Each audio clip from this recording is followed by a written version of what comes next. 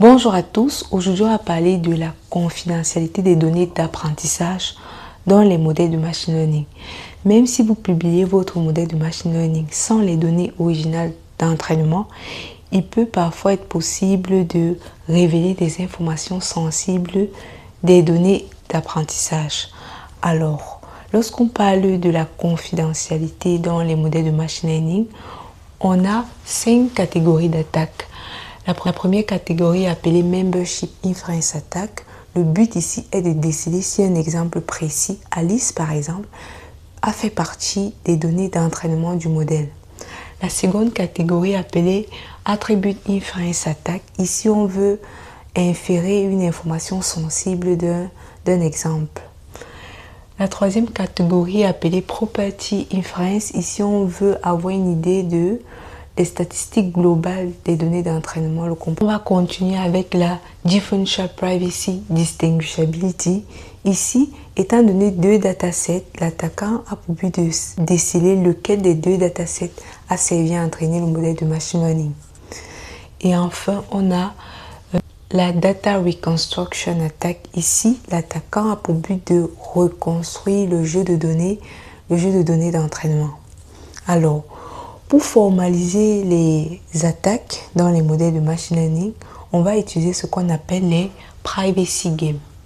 Et donc, dans le contexte de privacy game, on a deux acteurs.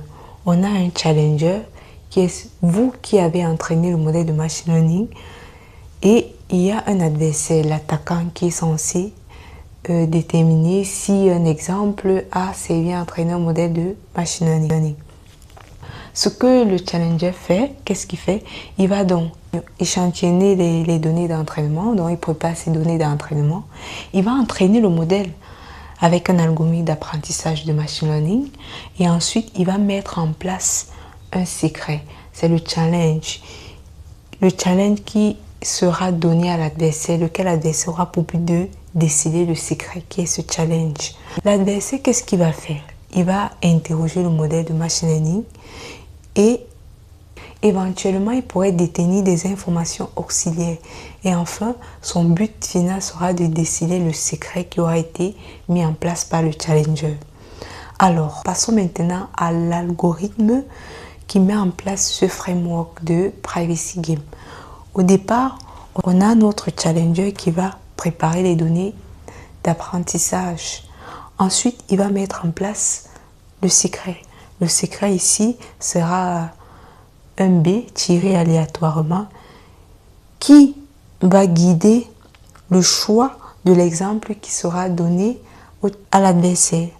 Et donc, si le B qu'il tire est égal à 0, donc le B peut prendre la valeur soit 0, soit 1.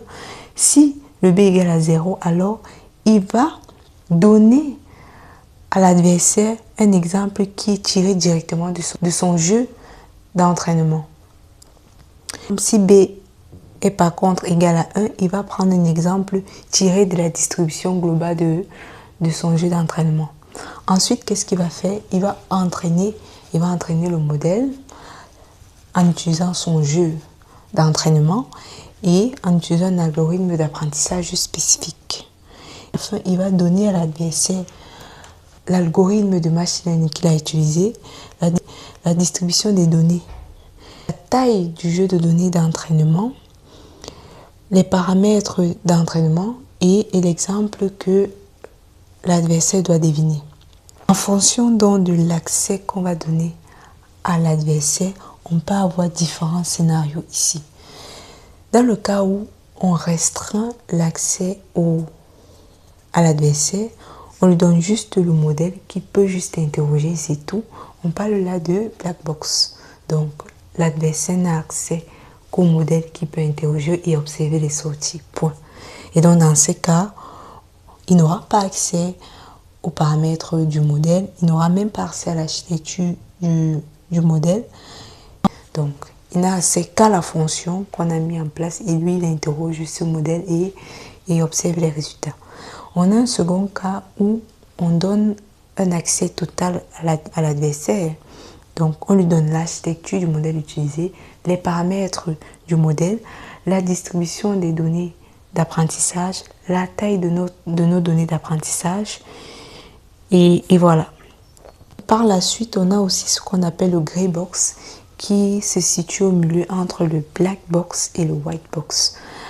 Ici, on peut dire, ok, on va donner l'architecture du modèle à l'adversaire, mais une partie des paramètres par exemple.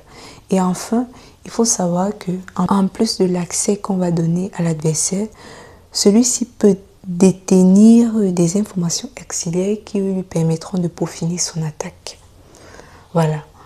Donc voici le framework du Privacy Game dans le contexte de Membership Inference Attack. Maintenant, dans ce cadre de Membership Inference Attack, il y a plusieurs algorithmes qui ont été développés. Et nous allons nous intéresser à l'algorithme LIRA. LIRA pour Likelihood Ratio Attack. Alors LIRA prend en entrée le modèle qui a été donné par le challenger, l'exemple à deviner qui a été donné par le challenger. Nous sommes dans un contexte de classification, donc on a les attributs, on a la classe de notre exemple et ensuite la distribution des données d'apprentissage. Vous constatez ici que le challenger ne donne pas à l'attaquant les paramètres du modèle. Ensuite, l'IRA a pour objectif de modéliser deux distributions. La distribution des modèles ayant été entraînée avec l'exemple et la distribution des modèles ayant été entraînée sans l'exemple. Donc, le premier ensemble a représenté dans la sortie du modèle ayant été entraîné avec l'exemple et la sortie des différents modèles entraînés sans l'exemple. On va entraîner comme ça N shadow modèle. Et pour le faire, on commence par construire notre dataset d'attaque. Ensuite, pour les modèles entraînés avec l'exemple, on intègre dans l'exemple et on entraîne nos modèles suivant l'algorithme de machine learning choisi. Et après, qu'est-ce qu'on fait? On a cette sortie. À cette sortie, donc, on applique une fonction logit, la fonction qui est donnée par cette formule. Cette fonction va permettre de voir des distributions gaussiennes. Et donc, on va faire pareil pour les modèles construits sans l'exemple. Donc, vous voyez qu'ici, on n'inclut pas l'exemple donné par le challenger. Et pareillement, on va aussi construire cette sortie en appliquant la fonction logit ici pour que nos distributions ressemblent à des gaussiennes. Donc, une fois que ceci est fait, puisqu'à chaque fois, on met à jour nos deux ensembles, ici avec l'union et l'union. Donc, une fois que ceci est fait, qu'est-ce qu'on fait? On a dit, ok, nos distributions sont des gaussiennes, donc on va calculer les paramètres des gaussiennes, la moyenne et la variance. Donc, ici, on va calculer la moyenne, on va faire la moyenne des éléments qui sont dans ce vecteur. On va faire pareil là pour les éléments qui sont dans le vecteur qui représentent les sorties des modèles ayant été entraînés sans l'exemple. On va faire pareil ici pour calculer les variances.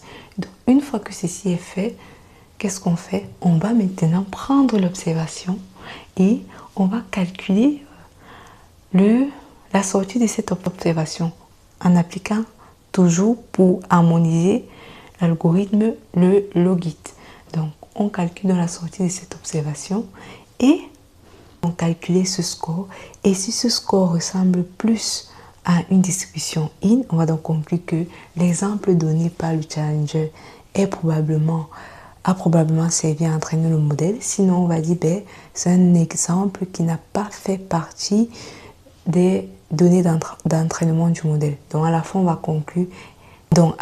conclure. En fonction du score si Alice a servi à entraîner le modèle ou pas.